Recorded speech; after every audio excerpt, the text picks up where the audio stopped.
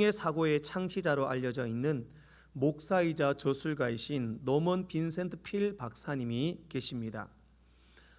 이분은 늘 항상 모든 사람들에게 힘 있는 설교, 긍정적인 사고로 실망과 열의에 빠진 사람들을 힘을 주고 살아갈 방법을 제시해 주었던 정말 귀한 사람입니다. 하루는 이 노먼 빈센트 필 목사님에게 한 청년이 찾아와서 이 목사님을 향해서 그 청년이 대뜸 화를 냅니다. 무슨 말이냐면, 목사님, 화를 내면서 목사님은 항상 긍정의 사고로 살아가라 그렇게 하셨는데 저는 그렇게 살 수가 없습니다. 따지듯이 목사님에게 화를 냅니다. 그때 목사님이 묻습니다. 아니 청년, 무슨 문제가 있나? 물었습니다. 그래서 청년이 하는 말이, 목사님, 저는 목사님의 말을 듣고 항상 긍정적으로 최선을 다하려고 노력했습니다. 그런데 다니는 직장마다 문제가 있고 어려움이 있고 쫓겨나고 항상 어려움을 당합니다. 제발 저한테 문제와 어려움이 없는 직장 하나만 소개시켜 주십시오. 그렇게 목사님에게 따지듯 말을 하는 겁니다. 그러자 이 목사님이 빙그레 웃으시면서 그 청년에게 말합니다. 그래, 내가 그러면 문제가 없고 어려움이 없는 직장 하나를 소개해 주겠네. 그리고 이제 청년을 데리고 자신의 차에 태웁니다. 자신의 차를 태우고 운전을 해서 이제 길을 나섰는데, 이제 뭐 한적한 도로를 지나서 그 차가 도착한 장소가 어디냐면 바로 교회에 있는 이 작은 공동묘지에 도착을 하는 겁니다. 그래서 이제 청년이, 목사님, 어려움이 없고 걱정이 없는 직장을 소개해 달랬는데 왜 이렇게 공동묘지에 옵니까? 물었습니다. 그러자 목사님이 말하는 게 뭐냐면, 이 땅에서 문제와 어려움이 없는 것은 바로 여기밖에 없다네. 자, 이제 새로운 직장에 취직한 것을 축하하네. 그렇게 그 청년에게 이야기를 했다라는 겁니다. 참 공감되는 사연인 것 같습니다. 우리는 아니라고 하지만 이 세상을 살아가면서 누구 하루도 근심, 걱정, 문제, 어려움이 없는 사람은 없습니다. 주부들은요, 작게는 오늘 저녁 메뉴를 뭘 할까? 이것부터 지금부터 걱정, 근심하는 사람이 있습니다. 청년들은 핸드폰 쇼핑몰에 장바구니에 막 자기가 살 물건을 담아놓고 이거를 결제해야 될까 말아야 될까, 이걸 고민하고 걱정하는 사람도 있습니다. 크게는 삶의 미래, 수많은 어려움, 정말 자신의 질병, 인생의 사업, 많은 직장의 문제, 가정의 문제로 고민하고 어려워합니다. 저는 걱정, 근심이 없겠습니까? 만약에 누군가 목사님은 좋겠습니다. 걱정, 근심 없으시고 항상 웃으시고 항상 즐거우신 것 같습니다 라고 말을 한다면 저는 그 사람의 입을 한번 묻는다면 저도 말하고 싶습니다. 저도 걱정, 근심이 억수로 많습니다. 말 다 못합니다.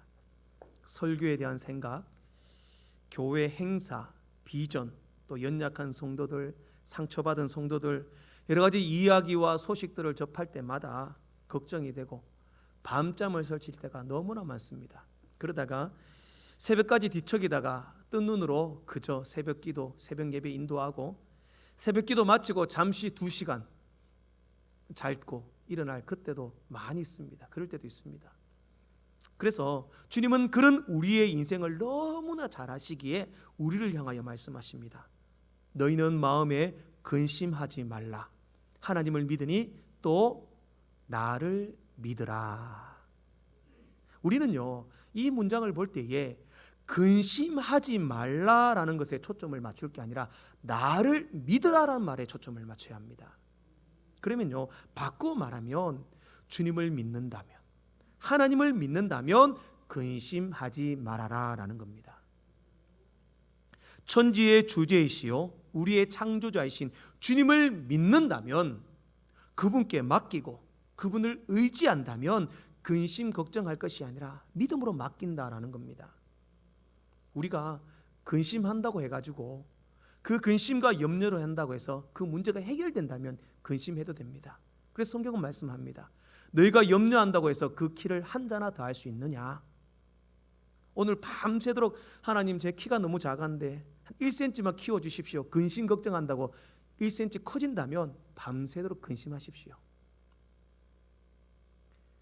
머리숱이 적어가지고 하나님 머리숱 너무 작아서 어쩝니까? 근심 걱정해서 머리카락 몇 개 난다면 근심하셔도 됩니다. 안 되기 때문에 주님은 근심하지 말아라. 그리고 나에게 맡겨라. 그렇게 말씀합니다. 모든 인간의 생과 사와 화와 복은 우리 하나님의 손에 달려 있음을 믿습니다. 그렇다면 걱정 근심할 것이 아니라 주님께 맡기고 주님께 의지하고 우리는 그 주님 바라보며 평강과 기쁨 가운데 살아가야 한다라는 겁니다. 오늘 본문의 말씀이 바로 그런 내용입니다. 오늘 주님께서는 육신의 질병으로 고통 속에 있는 한 가정에 찾아오셨습니다. 이 가정은 육신의 문제로 인하여 어렵고 고통 가운데 있었습니다. 예수님께서 이 가버나움 회당에서 많은 사람들에게 말씀을 전가하셨습니다. 금요일이나 수요일 예배를 오시는 분들은 제가 워낙 이 가버나움 사진을 많이 보여드려 가지고 아실 겁니다. 가버나움은요 갈릴리 북서쪽에 위치한 성읍입니다.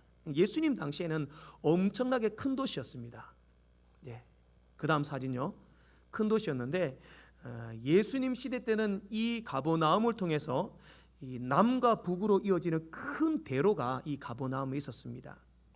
이 대로에서 지금도 유적지가 남아 있는데 저곳에서 주님께서 말씀을 전가하셨습니다. 말씀을 전가하시고 이 가버나움 그 다음 사진을 보시면 회당이 지금도 그대로 회당의 모습이 있습니다.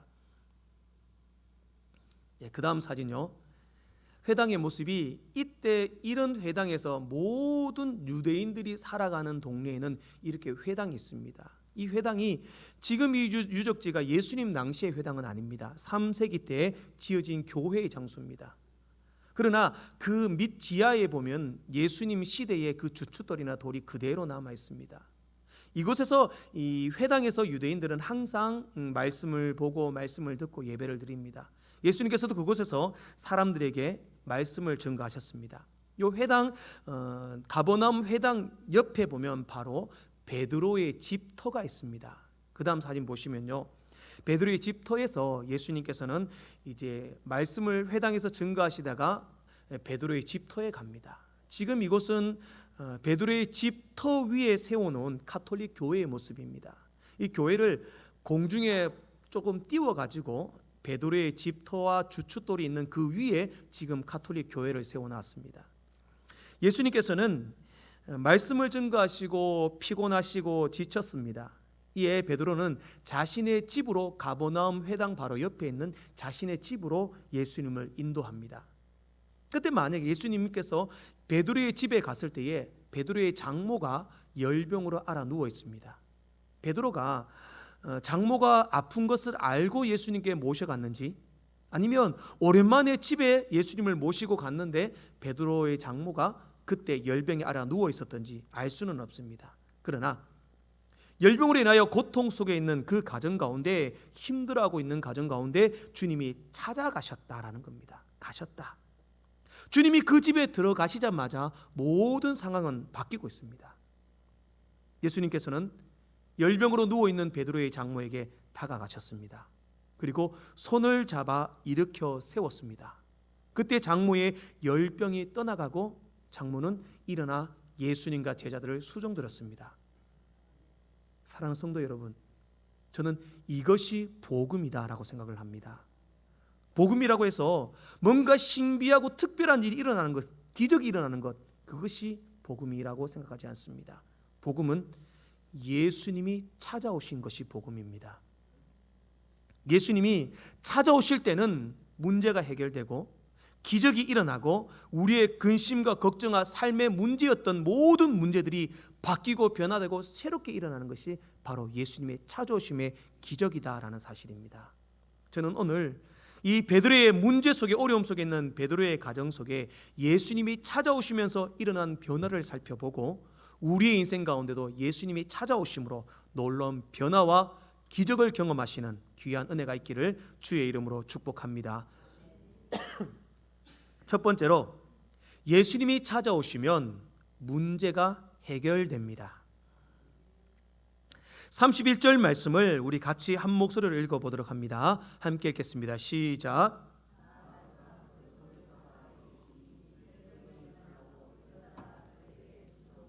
아멘. 네 가지 중요한 동사가 있습니다. 31절 말씀에 네 가지 중요한 동사가 있습니다. 먼저 나아가사, 그리고 일으키시고, 그 다음에 열병이 떠나고 수종들었다. 가장 먼저는 문제가 있고 염려가 있고 고통 속에 있는 여인에게 예수님이 다가가셨다는 겁니다. 찾아가셨다는 겁니다. 그리고 그 손을 잡고 일으키셨다는 겁니다. 그 순간에 열병이 떠나고 문제가 떠나갔다라는 겁니다. 예수님이 찾아오시는 순간에 문제가 사라지더라라는 사실입니다. 성경이 말씀하시는 핵심적인 주제 내용이 그렇습니다. 복음서의 모든 내용이 그렇습니다. 예수님이 찾아오시면 문제와 어려움이 해결됩니다. 혼자의 힘으로 아무리 노력하고 애를 쓰고 약을 쓰고 병원을 찾아갔지만 효험이 없었지만, 돈만 다 쓰고 시간만 낭비했지만, 예수님을 만나자 12해를 혈루증을 앓던 여인이 그 혈루의 근원이 사라졌습니다. 예수님을 만나자 저주받은 나병이 깨끗해졌습니다. 예수님을 만나자 눈이 떠지게 됩니다. 벙어리가 말을 하게 됩니다. 날 때부터 안전병이었던 자가 기뻐 뛰며 춤추며 주님을 찬양하게 됩니다. 더 나아가서 죄로 인하여 죽을 수밖에 없었던 우리가 예수님이 찾아오시자 부활과 영생과 저 천국을 소망하게 되었습니다. 예수님의 찾아오심의 기적입니다. 지금도 주님은 우리에게 찾아오십니다. 우리의 마음의 문 앞에 서 계십니다. 문을 두드리시는 그 주님의 음성을 듣고 문을 열면 됩니다. 계시록 3장 20절 말씀에 말씀합니다.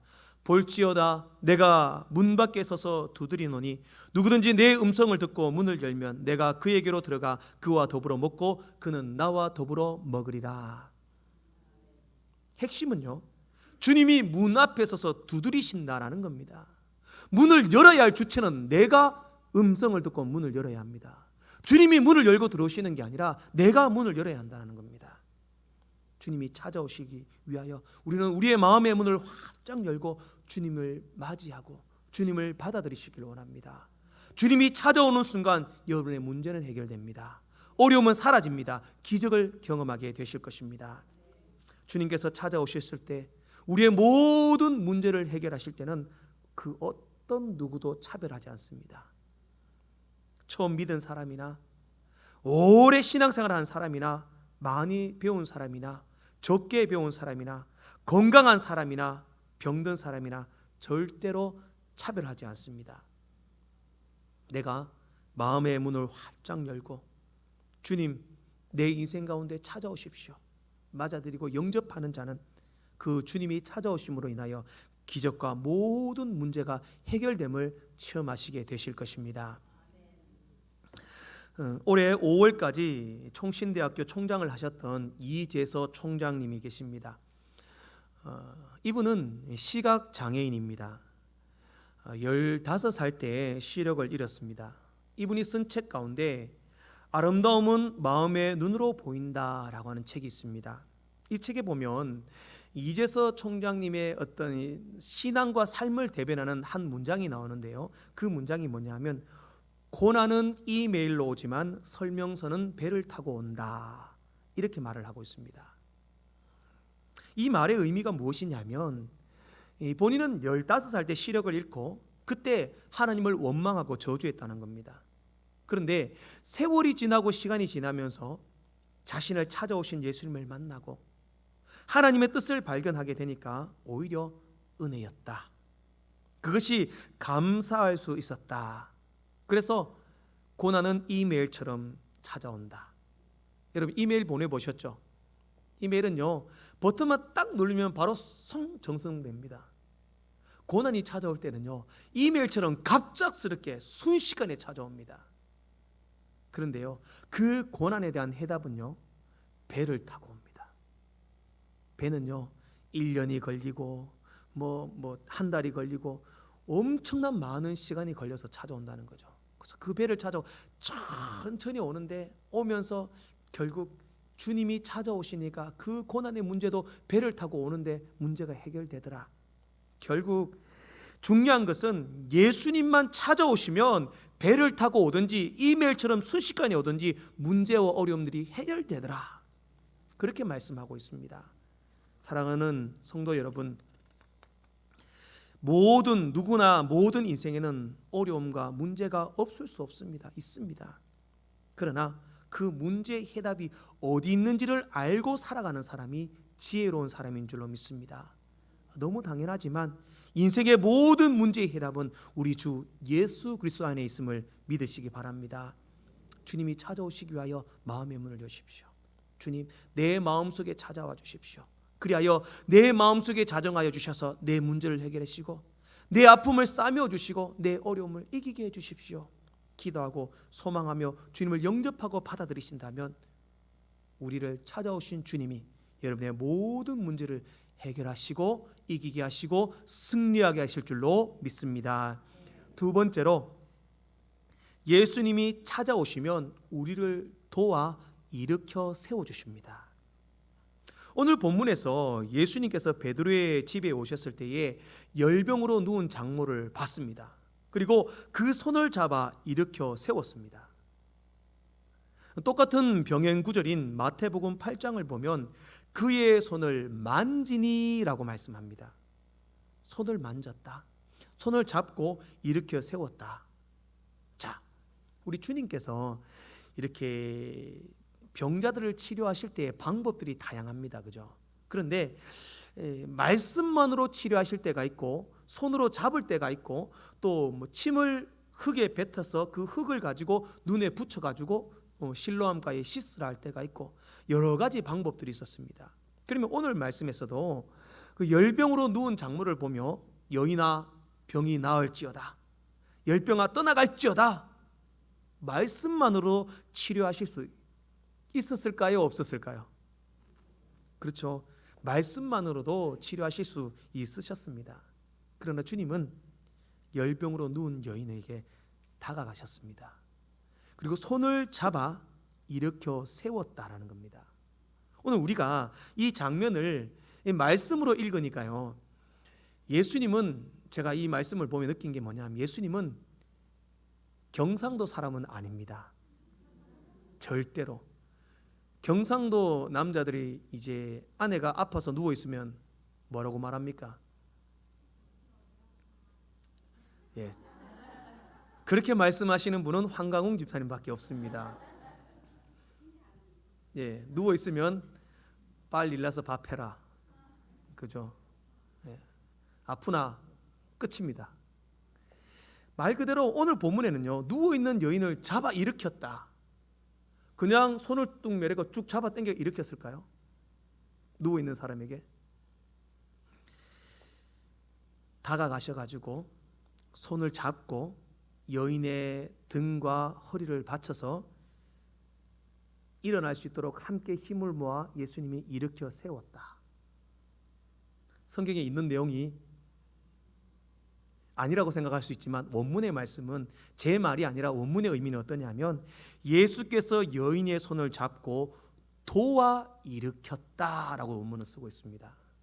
그러니 일어나라, 손을 잡고 쭉 잡아 당겨 일으킨 게 아니라 정말 여인이 일어날 수 있도록 도와서 일으켜 세워주셨다라는 겁니다. 문제와 아픔 속에 있는 우리의 인생 가운데 주님이 찾아오신다면 일어나라, 손을 잡고 쭉 잡아 당기는 게 아니라 우리가 일어날 수 있도록 도와서 일으켜 세워주신다라는 겁니다. 여인아, 내가 너의 아픔을 안다. 너의 슬픔을 안다. 힘을 내라. 내가 도와줄게. 손을 잡고 등을 잡고 일어날 수 있도록 도와서 일으켜 세워주셨다라는 사실입니다. 알리스터 맥그레스라고 하는 분이 쓴 내 평생에 가는 길이라고 하는 책이 있습니다. 이 책에 보면 이 맥그레스가 자신의 그 인생을 말하는 게 뭐냐면, 나는 내가 인생을 살아갈 때에 짧고 상쾌한 산책인 줄 알았는데 인생을 살아가다 보니 미처 제대로 준비하지 못한 마라톤이었다, 그렇게 쓰고 있습니다. 무슨 말이냐면, 정말 인생을 살아갈 때는 처음에는 정말 산책처럼 너무 재밌고 시원한 바람이 불고 흥겹게 콧노래를 부르면서 그렇게 인생을 살 수 있을 것이라고 생각을 했답니다. 그런데 살아가다 보니 준비도 없이 고되게 달려하는 마라톤과 같이 숨이 차오르고 벅차오르고 포기하고 싶고 쉬고 싶고 탈진하여 쓰러질 것만 같아도 그래도 달려하는 마라톤과 같은 것이 인생이더라, 그렇게 쓰고 있습니다. 부인할 수 없는 사실입니다. 우리 모두가 그런 힘에 벅찬 삶을 살아가는 마라톤과 같은 인생을 살아가고 있습니다. 그러나 주님이 우리 인생 가운데 찾아오시면 우리의 손을 잡고 일으켜 세워주시는데, 우리를 도와서 일으켜 세워주신다는 겁니다. 일어나라, 내가 도와줄게, 내가 그 마라톤과 같은 인생을 같이 띄워줄게, 너를 도와서 일으켜 세워줄 테니까 내 손을 잡아라, 그렇게 도와주신다는 겁니다. 사랑의 교회 원로 목사님이셨던 오카는 목사님의 안아주심이라고 하는 책이 있습니다. 그 책에 보면 본인이 목회하실 때에 함께 신앙생활을 했던 한 두 젊은 부부에 대한 이야기가 나옵니다. 이 두 젊은 부부는 그렇게 신앙이 있는 사람이 아니었습니다. 그냥 주일날만 교회에 출석하고 오고 가는 사람이었습니다. 이 두 부부가 그렇게 신앙생활을 하다가 일본 오사카로 파견 근무를 하게 됩니다. 그래서 두 부부가 이제 집을 오사카로 옮긴 거죠. 일본으로 옮긴 거죠. 옮겼다가 일본에서 살아가는데 하루는 외출하려고 밖으로 나가려고 하는데 자신의 아들, 한 3-4살 된 아들이 안 보이는 거예요. 외출을 하려는데 막 부부가 놀라가지고 아이를 찾습니다. 한참 동안 찾는데 아이가 어디서 발견되냐? 집 앞에 있는 작은 연못에서 발견했습니다. 아이가 연못에서 좀 시간이 지났는데 근데 다행히 숨은 쉽니다. 호흡은 있습니다. 그런데 그 충격으로 뇌에 심각한 손상을 입어가지고 아이가 온몸을 꼼짝 못하고 가만히 누워 있어야 하는 식물인간으로 됩니다.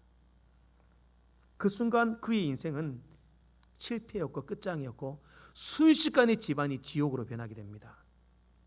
그러나 그 불쌍한 가정 가운데 주님이 찾아가시고 주님이 만지심과 주님이 일으켜 세우심을 경험하며 그들은 다시 일어납니다. 그리고 약 12년이 지나가지고 오카는 목사님에게 간증을 합니다.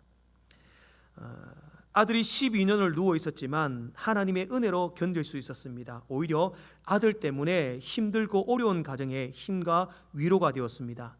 나는 아무것도 할 수 없다고 두 손 들고 주님 앞에 나왔을 때 주님은 우리를 만져주셨고 평안과 자유를 주셨고 기쁨과 감사한 마음을 주셨습니다. 그렇게 옥 목사님에게 간증을 했다고 합니다.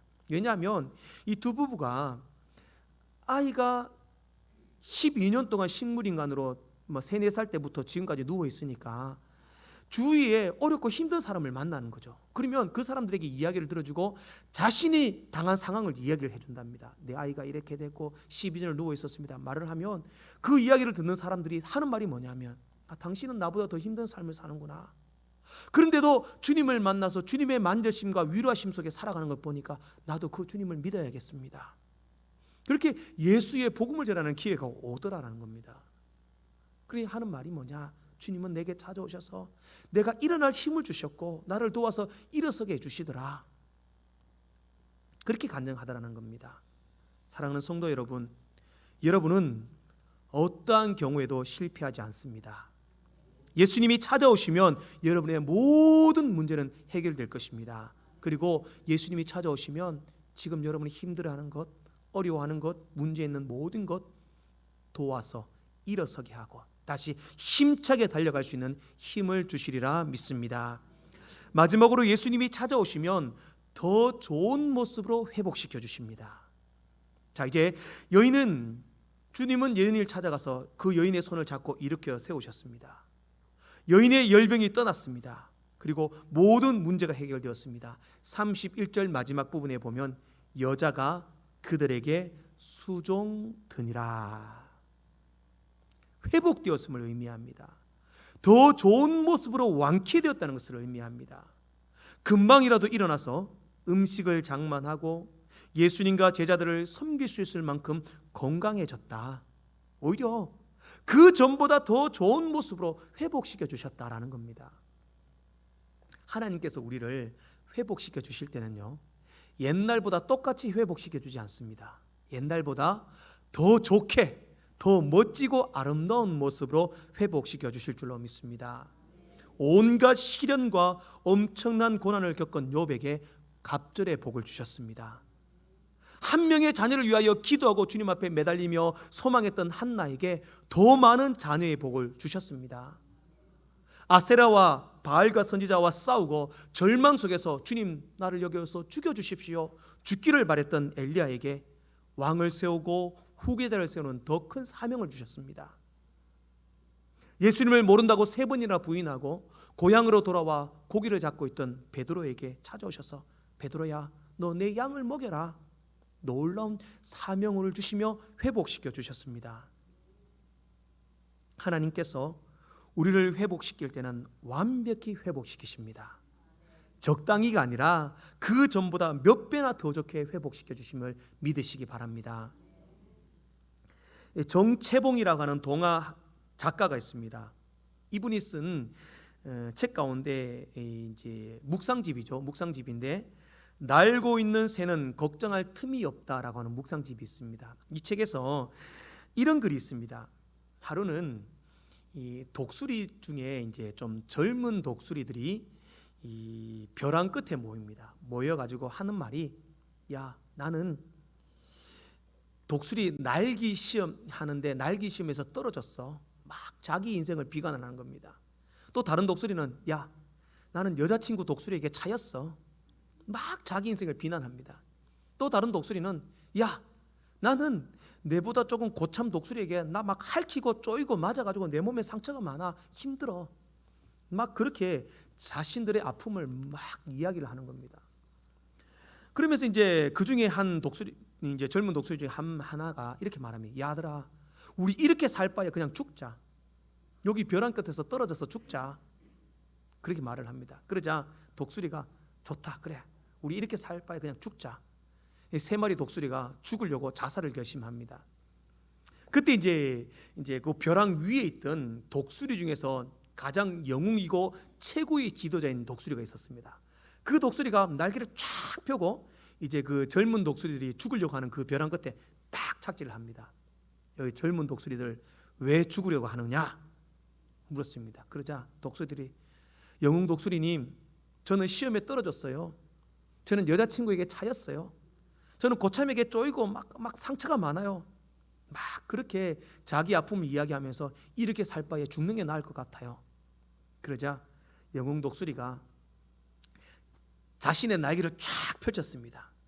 그랬더니 그 영웅 독수리의 몸 안에 수많은 상처, 찢기고 막 상처 입은 것들이 너무나 많이 보이는 겁니다. 그러면서 하는 말이 뭐냐?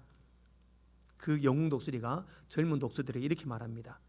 이 세상에 상처 없는 새는 태어나자마자 죽은 새들 뿐이다.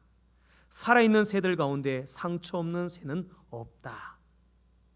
그렇게 말을 했다는 겁니다. 그리고 하는 말이, 그 상처를 견디고 이겨낸다면 멋진 독수리가 될 수 있을 거다. 사랑하는 성도 여러분, 이 세상에 상처 없고 문제 없고 어려움 없는 사람은 없습니다. 그러나 그 모든 상처도 주님이 찾아오시면 해결될 줄로 믿습니다. 우리 손을 잡아 세워 일으켜 회복시켜 주실 줄로 믿습니다. 그렇게 회복시켜 주실 때는 별처럼 빛나고 아름답게 회복시켜 주실 줄로 믿습니다. 마지막 사진 보여주시죠.